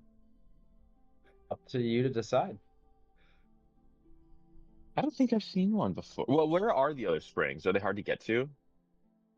There's one spring on every single Skyland. Okay, maybe And it's it is maybe... it's a place of ritual, of worship. Most individuals have been to springs before. You can kind of think of it like, like going to church, kind of, right? You would go to a spring to refresh or rejuvenate yourself, in like a spiritual standpoint, right? But also to heal yourself too. If you have like an injury or you're ever like, let's say you sprain your ankle, you would take a trip to the spring to heal. So they're frequented commonly by individuals, but again, like I said, they're usually areas of beauty, of pristine nature. All of the plants that grow around here are lush. You see no dead on any of the leaves. There are no broken branches, no kind of like decaying matter, or very little at least. Everything seems to be, in a lush garden,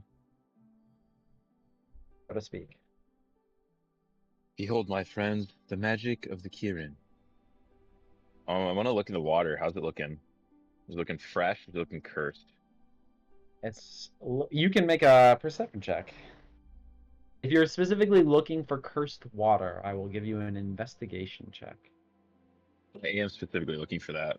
15 plus 3, 19, or 18. 18. Okay. Telemachus, as you peer into this water,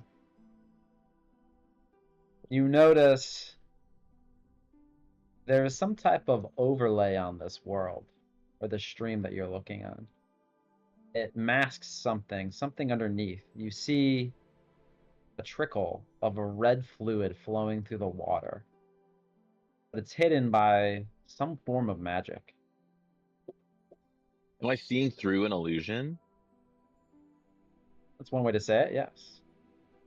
Oh, don't touch the water. It's tainted by a curse. One only a hero could break. And that also means watch out for the monkey.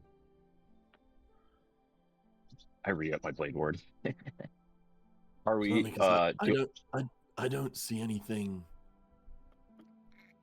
looking strange.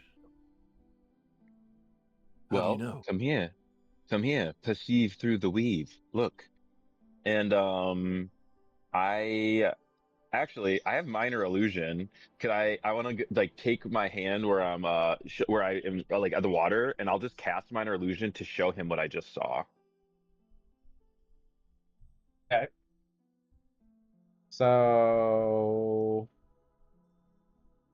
Moby, you're not seeing through the illusion, but you are seeing another illusion, I suppose, of red fluid flowing through this clean water. Concerning. I guess if there's a magical source leading to this, how do we identify where that's coming from? Because this whole area perhaps is under that same illusion. I think we need to go to the source and see what we can. Ironically, I do have the spell Identify in this little little book. We must approach cautiously. We don't know what cursed entity we could encounter up ahead. Oh, Yeah, if you guys are looking, I'm like, yeah, go ahead. I was just gonna say, for the first time, indicated by Telemachus did this first, and then indulging a thought of curiosity of, oh, that's simple magic. Could I accomplish that? I will twist my fingers in the air, and a small, subtle, prismatic shimmer washes over my otherwise dread form armor, as I also will cast Blade Ward. Okay. Telemachus, where you are standing right now, you see rocks underneath this overlay. What looks like fresh grass is not grass. There are rocks beneath your feet here. There was once a bridge here, or is a bridge here, but it is masked, hidden. Stains of red cover the rocks.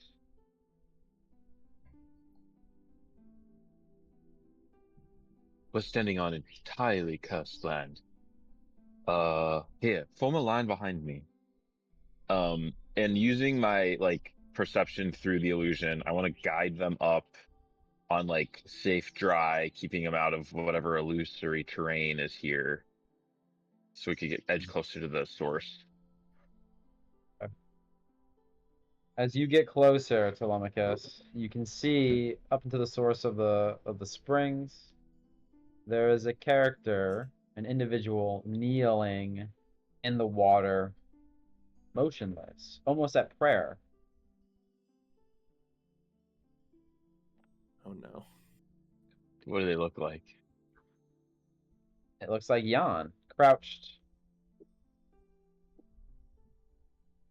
The spring kind of flows outward, right? So it kind of ripples. It's like a tide coming in and out.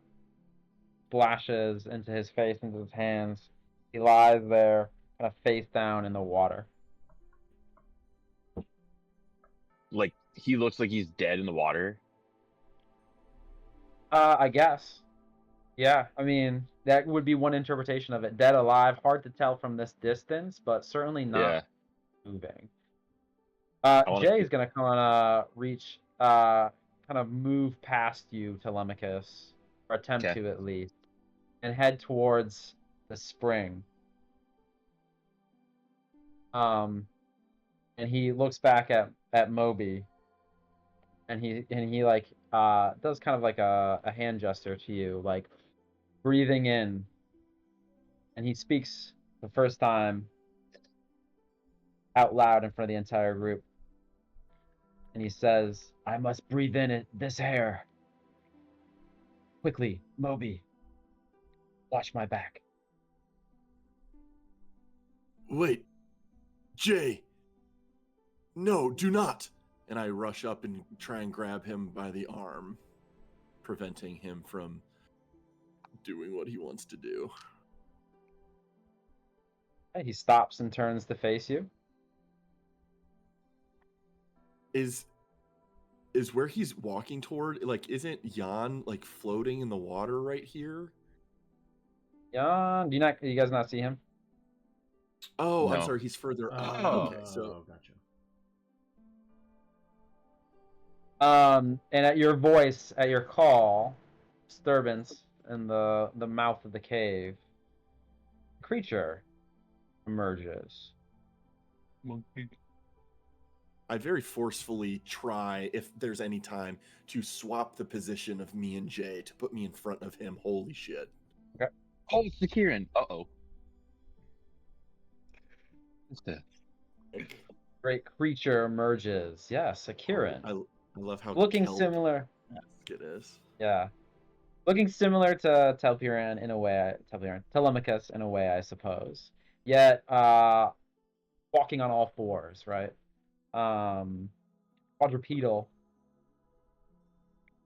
And it kind of, like walking on water, right? It doesn't sink down into the springs as it kind of majestically trods forwards and makes it, to the lip of this waterfall. And it calls down to Jay, almost like telepathically to you all, but you can kind of sense that it's speaking specifically to Jay, and it says, "Come, breathe in the air, drink the water, heal yourself at the spring. The scent of the materium is upon you." Jay once again tries to push past you, Moby.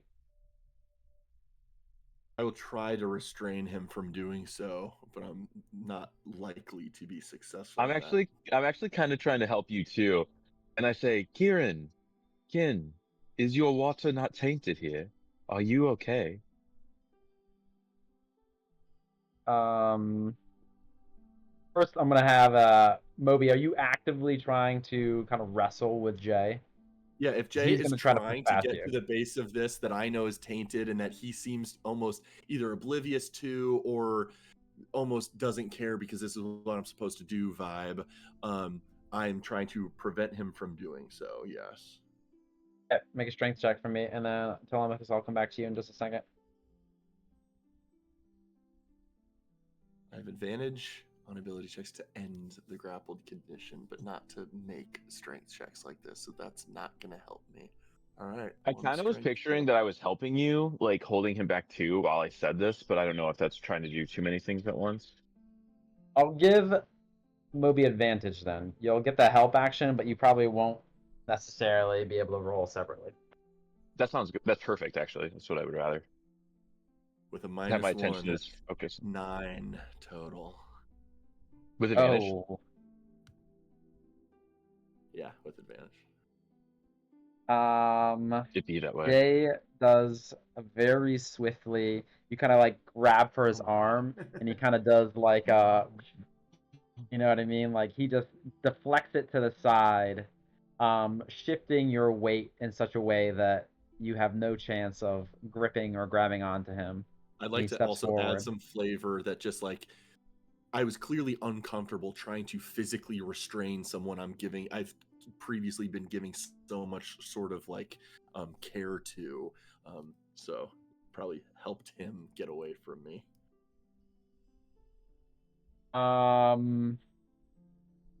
In an almost accusatory tone, the Kirin speaks back to you, Telemachus, and says, "My water is not tainted. How dare you say such things, child? Drink. Breathe in the air.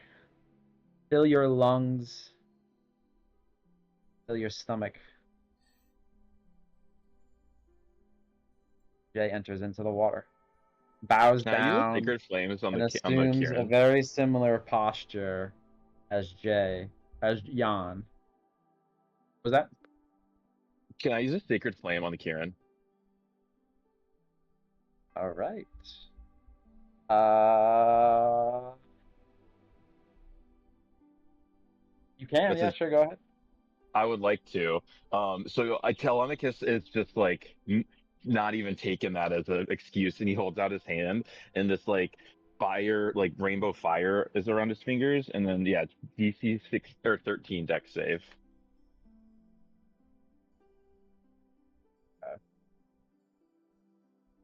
Dex save, DC 13. Got it. Yeah. I'm gonna roll this off the character sheet. Jeez. Oh, What happens on a save? nothing. This is cantrip. Okay. What does Sacred Flame look like?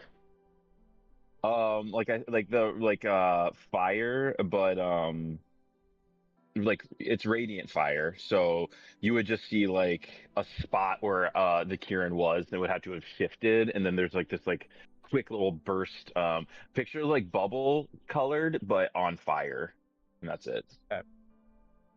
I'm gonna give everybody an opportunity. Now that we've kind of entered into this area a little bit more, you are all gonna make investigation checks.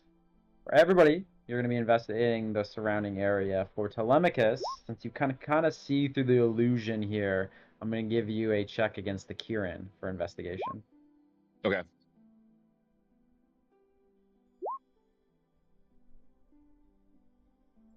Yeah, 18.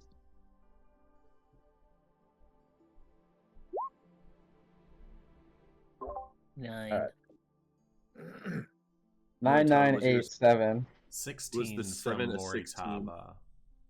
Okay, Moritaba. Maybe you're kind of standing in the back, maybe being a little bit more observant. Moby probably a little distracted by Jay. Coakley, maybe just not being as observant as the others. You can explain why if Who you'd like to. knows? But Moritaba, you begin to see what Telemachus was talking about. There's some type of overlay on the world here, and beneath your feet, there's a stone path, and there's blood mirrored across the stone. The water itself does not look as crystal clear as it seems, and your senses are now made aware of this. Telemachus, what you see in front of you as you cast this flame at this Kieran, it disrupts, it kind of ripples its image, and I'm gonna be sure I can pull you specifically to a new screen. I think I can do that. I'm at a new screen. You're on a new screen. Okay, so this is kind of what you're seeing. And instead of seeing the Kieran in front of you, you see a beast with tentacle-like hands, two heads, and a long tail. Can you see it? It's 8-bit. I love it. It's fucking got dinosaur legs. You see Telemachus looking in horror. That's not a Kieran. I would know. Attack it. Don't let Jay do what it said. Moritaba will spring into action and try and begin aggressing.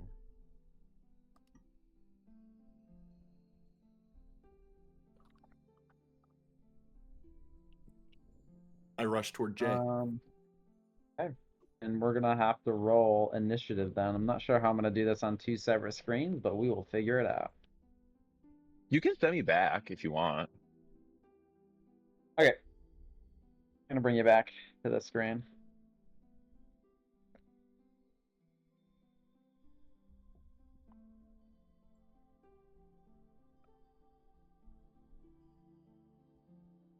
Great.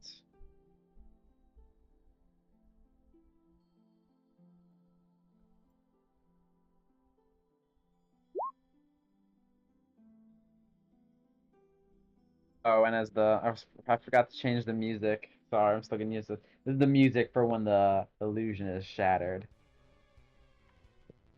Oh man, this Hell sounds so yeah. Twilight Princess.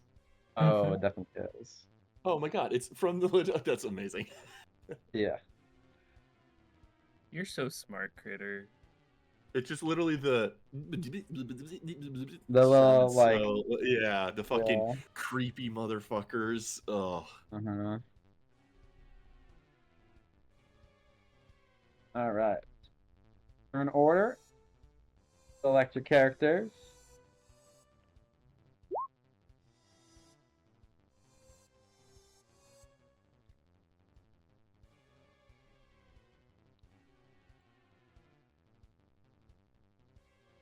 one. That's that's That's more It's than your once this second has time, happened on yeah. initiative for me. Yeah.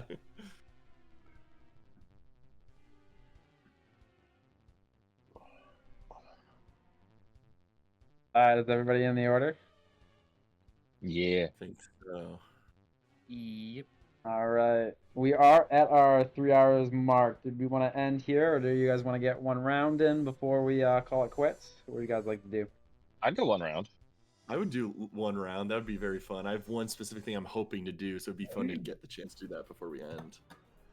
Okay, let's get one round in. Up first is the Kieran to go first.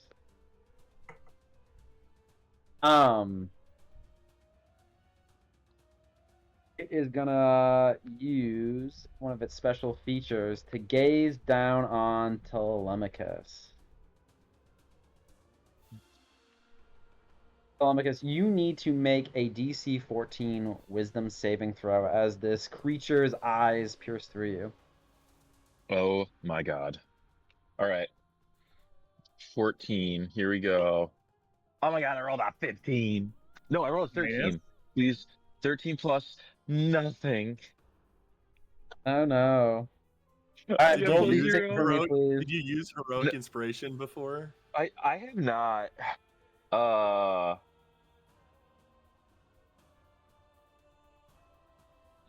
this is a good time. I'll try using my heroic inspiration. I don't want to get F'd by whatever this is.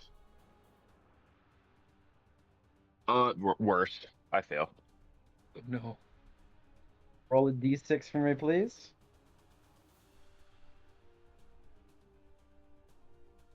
6. That's the As best. as the gaze pierces through you, you are frightened of the curse of the Kirin. Until the start of the Kirin's next turn. A frightened creature has disadvantage on ability checks, attack rolls, while a source of fear is within line of sight, and the creature can't willingly move closer to the source of fear. Oh So yeah. it gazes down on you, causing you to be feared. However, it does not move, it does not use its action, because it senses it still has some of you under its illusion. My worst fear is being afraid. Moritaba, you're up. Yeah, being able to have gotten a small glimpse and then seeing how Telemachus has reacted, I will follow suit and ready my longbow and channel the wind to aid this attack. Oh no way, really? So I fire at the Kieran and I miss, I'm assuming. Let's see, you rolled a 9. A 9 is unsuccessful. I got an idea. The arrow would have struck the Kieran right in the face, but it somehow disappears through and passes on, clanging into the rock wall on the other side.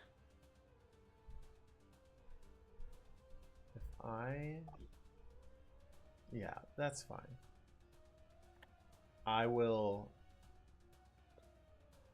with the breath of wind inside me, it also seems to kind of give me access to something to where I can move a little quicker, and I will action surge. And now try and fire just a normal longbow shot at it. 17 to hit. 17 does hit. Max damage, so I don't even need to worry about re-rolling it. 9 piercing damage. Okay. As your arrow finds its mark in this creature, the illusion fades for you, and you see what Telemachus was mentioning. I'll send the artwork just to you so you can see it, unless everybody breaks the illusion in their turn. And I will also give you advantage on investigation check. Break the illusion of the terrain around you. 2 separate types of illusions. Hell yeah. No way. Damn. No way. The area still looks pristine. However, the creature itself looks hideous, and can't move you to the other screen, Sure. but I'll show it to you eventually. You'll see it in a moment. Telemachus, or Morisaba, anything else for you? Nothing else for me. It's just whatever I have managed to strike this weird thing, it does have its movement speed reduced by 10. Okay, good to know. Telemachus, you're up. You are muted. I shiver in fear as I look at this horrific monkey thing. But I will reach into my pack and I take out 3 of my dark Lisa Frank crystals. That's what they kind of look like Lisa Frank colors, but like around black ore kind of. And I'll say, all right, let's see what spells are worth here.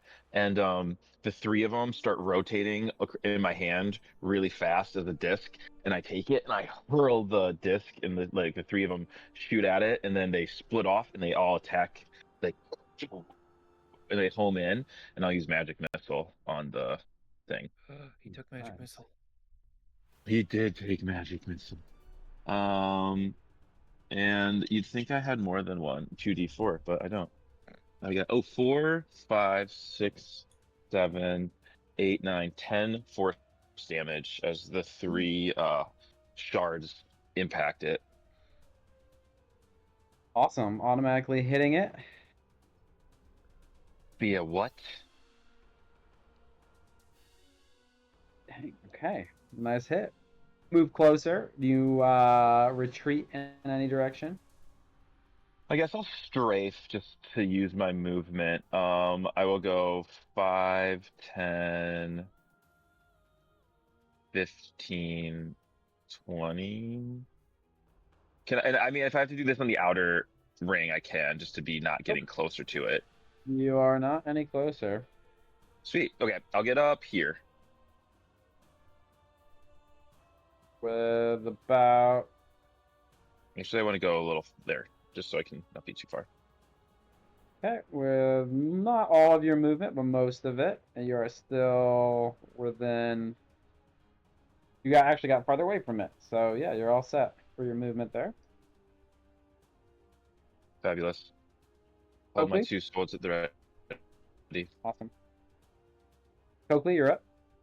Seeing Telemachus run up that way, Coakley will. Wonderful idea, Telemachus. We should check on Jan. And I will go into like a sprinter stance really fast and bonus action dash, kicking up a little bit of whatever would be under my feet. Coakley would think would be grass, but it might be something else. Because Coakley has not understood what this terrain is yet. But Coakley is going to run up this way. Yikes. You have like sensors on the bottom of your feet because everybody else has shoes on, but like Yeah, what is you not- touch? yeah, It's a sensation for Coakley. especially through your feet. It would kind of be like Toph, I guess, in Avatar, where just like it is my bare warforged feet touching the ground. It would be the same as if I touched it with my hand. Is really the equivalence there. Okay. In that case, then you probably feel the surface is a little bit off from what it seems like. You should be feeling grass beneath your feet, but the surface you're walking on is rock-like instead.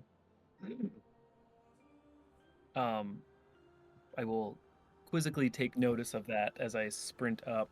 And I want to basically just check on Jan to see if he's like face down drowning or if he is like meditating or if he's just unconscious. Okay. As you pull Jan out of the water, you do notice that he is unconscious, but he's kind of drenched in what to you looks like water. Ah. But noticing the ground and noticing this, I'm going to give you, and this is just not part of your action, I will give you an investigation check with advantage. Yes, Ooh. And that's Skibbity. Yay. I can bring you to the other screen now, too. I don't You can want kind of see I don't want to. what the world really looks like for you. You're up here now. Yeah, I'll scoot myself up. Yep. And you notice Oh no! that Jan is soaked and covered with blood. Can I, as part of like my check on Giannis basketball, can I attempt to use the healer's kit on Jan for my action? Yeah. Try to stabilize. I have to mark this because I've used it once. This song is sweet. Healer's kit. We're now at 8 because I've already used it once, so this would be 8 uses. Yeah, I want to use the healer's kit on Jan from what I have in there. Okay. And I think does this just stabilize? Yeah, if you It does didn't have stabilize. it, you would need to make a medicine check, but with it, you don't need to make it. Yeah, it just automatically happens. Stabilize Jan. And that's action, bonus action, movement, and a whole lot of stuff. And I will be just kneeling, interposing Coakley between the thing that I see and Jan's body. Hypermoby, you are up. One thing that you noticed is when Jay splashed down into the water where he currently is, you heard none of the noise coming from him. Uh-oh. He just all of a sudden went silent. I sprint after him. I immediately move into the water. I don't know if it's difficult terrain or so, but it doesn't matter to me what I have to expend. I'm going to get in 5 feet of him, and I'm going to grab Jay by the shoulders. And I'm going to start yelling at him. Is there any voice that comes out? Can you put me exactly where you are? There is no voice that comes out. I am exactly where I am, within 5 feet of him, but like realistically, I'm like even closer, like pulling him in toward me, and I'm yelling at him. So if there's no voice that comes out, what I was going to do still holds up, I think. I frantically look around, feel around, and I think to myself, this is supposed to be for you giving me direction, not the other way around. And I retrieve the other of my 2 fragrance vials, not of floral, which I had used to distract the dandelion, but the wand of wind and water. If the wind and air here have been tainted, perhaps stored fresh wind and water will avail us, or at least Jiri, of understanding of this scenario. So I uncap it and waft it in front of our faces. Okay. You both breathe in the fragrance of wind and water, essentially canceling out whatever air and water Yuri, or excuse me, Jay was breathing in here, I will give you an advantage check uh, or an investigation check, as well If it as if it Jay. matters at all, I'm certainly happy to take the advantage check. But if there's, is he able to make a check also? And He if is not, also I going to would be making the check.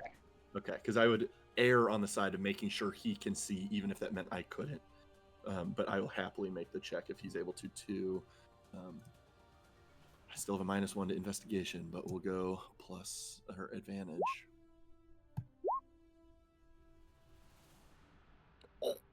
Probably not good enough for me, but it looked like Jiri got a pretty okay roll in there.